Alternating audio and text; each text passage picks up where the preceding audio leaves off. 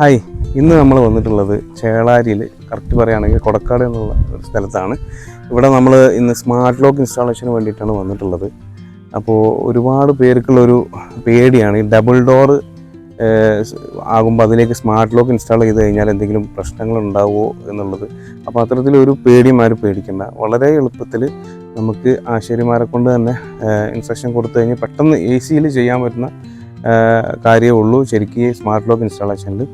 അപ്പോൾ അതിൽ നമ്മൾ ചെയ്യുന്ന സമയത്ത് കുറച്ച് കാര്യങ്ങൾ പ്രത്യേകിച്ച് ശ്രദ്ധിക്കാനുണ്ട്.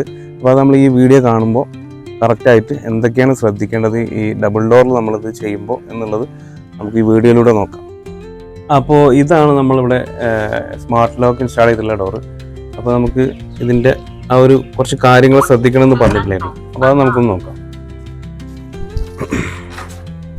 മെയിനായിട്ട് നമ്മൾ ശ്രദ്ധിക്കേണ്ടത് ഈ വുഡൻ ഡോറിലേക്ക് വരുമ്പോൾ ഇതിൻ്റെ തിക്നെസ് തന്നെയാണ്.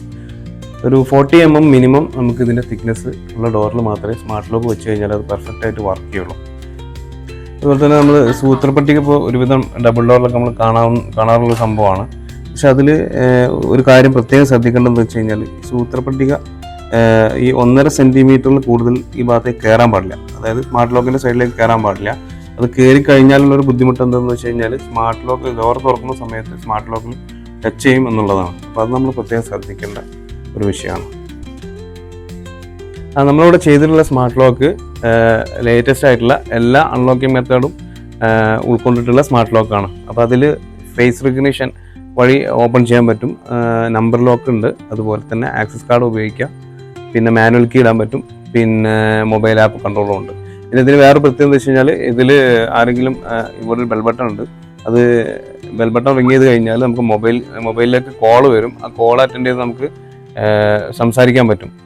അവിടെ സംസാരിച്ചിട്ട് തുറന്നു കൊടുക്കേണ്ട ആളാണെങ്കിൽ നമുക്ക് എന്ത് ചെയ്യാം, മൊബൈലിൽ നിന്ന് തന്നെ ഇതിനെ ഓപ്പൺ ചെയ്ത് കൊടുക്കാൻ പറ്റും.